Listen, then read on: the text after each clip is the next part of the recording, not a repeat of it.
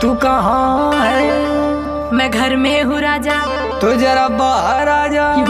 क्या हुआ राजा? चल गेहूं काटे। भगो हम ना आ जाई। काहे रे, काहे ना जाइबी? काहे के ब्यूटी मोर खराब हो जाई हो।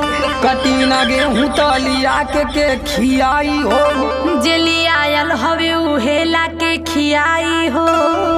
हाथ में कपलिया के देव घवाई हो। तोहे हम गेहूं काटे वाली लगत हई का? तक कतही कमा रानी जी तू हई का?